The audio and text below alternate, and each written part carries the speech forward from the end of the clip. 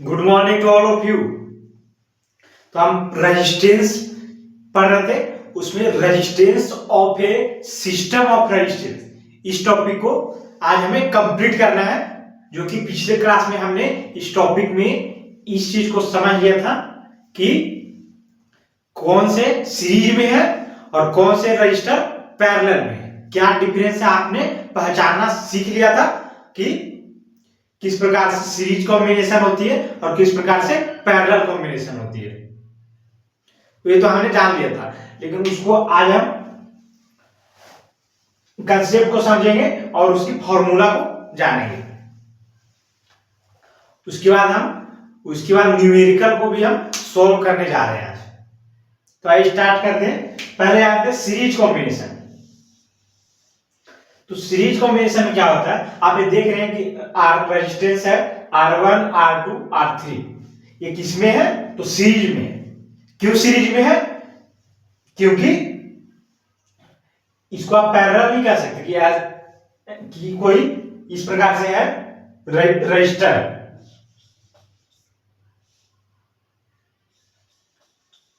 तो क्या ये पैरेलल है? ये पैरेलल नहीं है। पैरेलल नहीं है क्योंकि इसमें से जो वोल्टेज करंट जो पास हो रही है वो दोनों में कितनी होगी? ये R1 है मान लीजिए, ये R2 है, दोनों में सेम होगी, डिफरेंस नहीं होगी, इसलिए सीरीज कॉम्बिनेशन है। ये तो हमने समझ लिया था।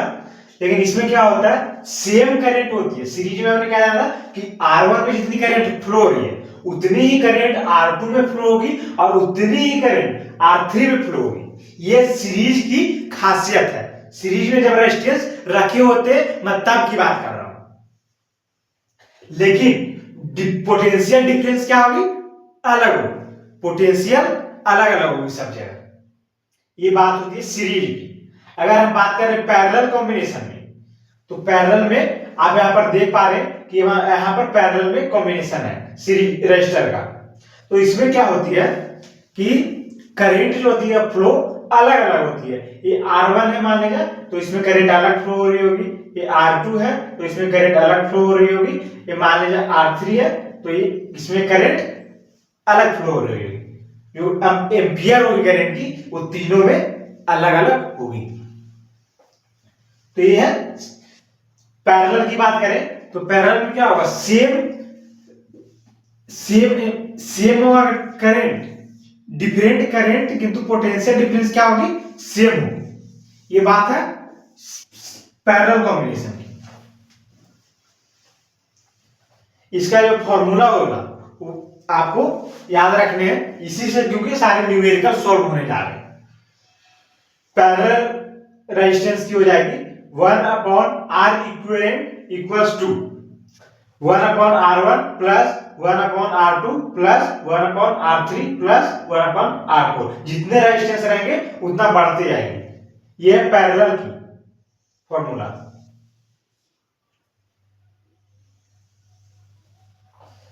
और बात करें अगर सीरीज में कॉम्बिनेशन है उसकी नेट रेजिस्टेंस की बात करें, नेट R इक्विवेलेंट कितनी होगी? तो R1 plus R2 plus R3 plus R4 जितना करके एन टाइम्स आप कर सकते हैं। ये हो जाएगी सीरीज की। ये किसके लिए फॉर्म है? तो सीरीज की। और ये है पैरेलल। नेट इक्विवेलेंट रेजिस्टेंस की मैं बात कर रहे हैं। तो इसके हम इस R इक्विवेलेंट जो रेजिस्टेंस है इससे हम न्यूमेरिकल प्रॉब्लम को सॉल्व करते हैं। तब तक हम इसको क्या करेंगे, नोट डाउन कर लेंगे। हम नेक्स्ट स्लाइड में क्वेश्चन को न्यूमेरिकल सॉल्व करेंगे।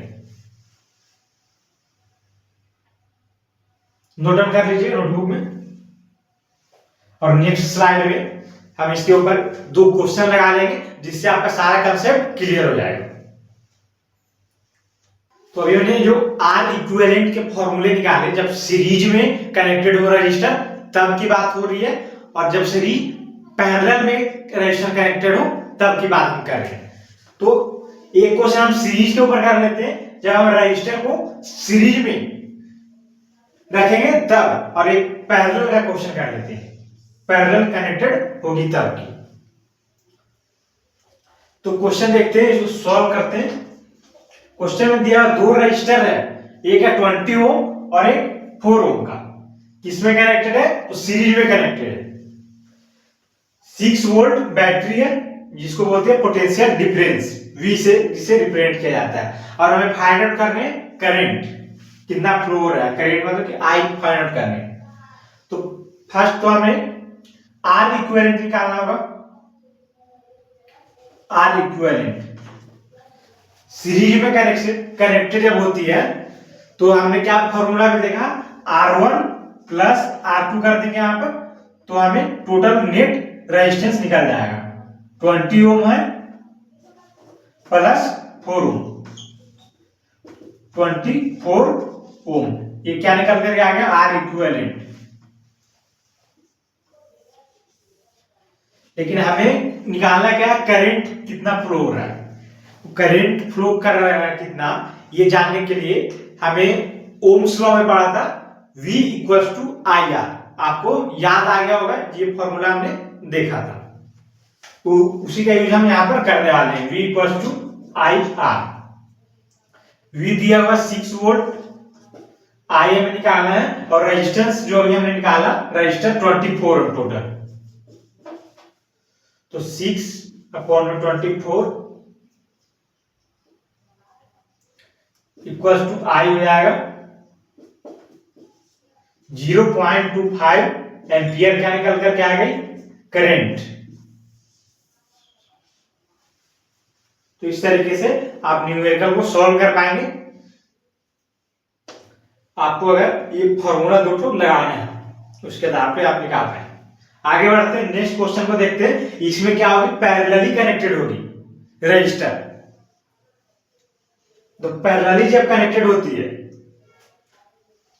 तब कैसे क्वेश्चन को सॉल्व करना है? 1/R equivalent equals to 1/R1 plus 1/R2 plus 1/R3। यह फॉर्मूला में पैरेलल जब कनेक्टेड हो तब ये फॉर्मूला लगाना है। तो आइए इसे पुट कर देते हैं।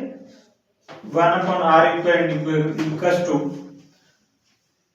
1/5 प्लस 1/10 प्लस 1/13।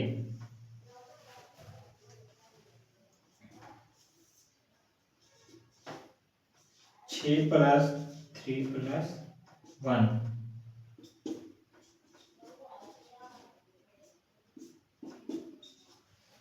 1/3, 1/3 यहां पर, तो R इक्विवेलेंट हो जाएगा 3।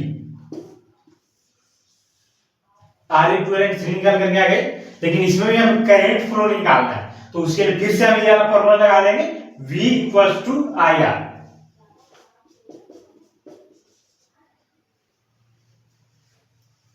V इसमें कितना दिया है? 12, तो 12 में लिख रहा है यहाँ पर। I हो गया, निकालना है, और R यहाँ पर हमने 3 निकालना है।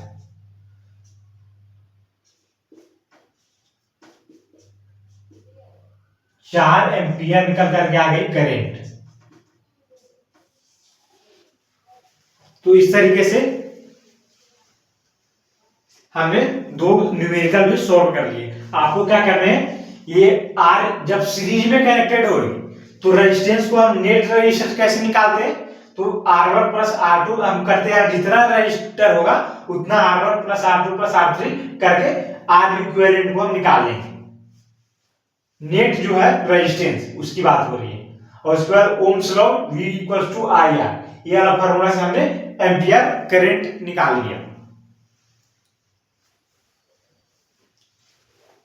तो ये इलेक्ट्रिसिटी चैप्टर है, इसका कल हम लास्ट क्लास कर देंगे। कल नेक्स्ट क्लास में हम पूरा कंप्लीट कर देंगे। तो अभी के लिए, आज के लिए इसको अभी नोट डाउन कर लें, जो भी नोट डाउन करना चाहते हैं।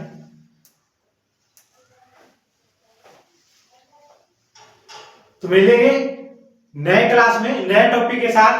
तब तक के लिए धन्यवाद।